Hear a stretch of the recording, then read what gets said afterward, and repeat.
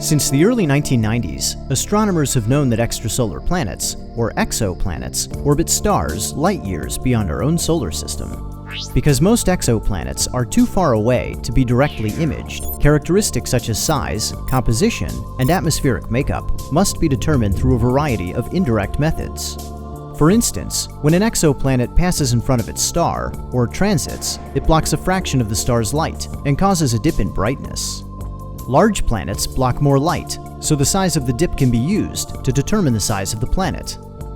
By observing an exoplanet's gravitational pull on its star, astronomers can also determine the planet's mass, and thus calculate its density to see if it is composed of rock, like Earth, or gas, like Saturn.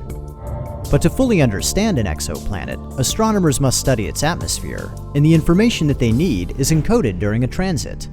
As the planet crosses its star, its atmosphere absorbs certain wavelengths of light, or colors, while allowing other wavelengths to pass through.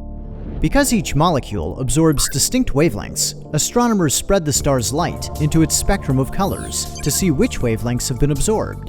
The dark absorption bands act as molecular fingerprints, revealing the atmosphere's chemical makeup. Knowing the depth and density of the atmosphere is also important. To figure this out, astronomers observe the transit at many different wavelengths. At wavelengths where more absorption occurs, the planet will appear larger, with the change in size indicating how deeply the atmosphere extends, and its density at different altitudes. Measuring the depth of absorption at each wavelength gives astronomers the planet's transit depth curve, which allows them to model the composition, height, and density of the atmosphere, providing a detailed picture of the planet.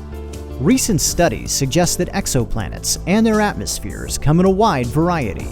At one extreme are hot Jupiters like WASP-19b, a boiling gas giant that orbits its star far closer than Mercury orbits our Sun.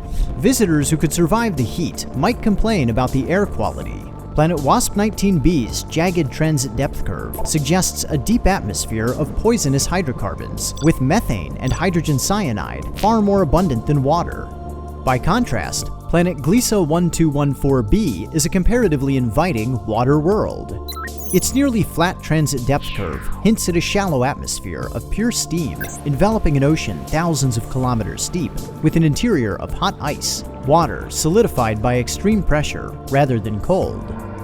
As detection methods improve, astronomers will search the atmospheres of Earth-sized planets for signs of life such as water vapor, oxygen, and methane, taking us one step closer to finding a world like our own, all thanks to some flickering starlight.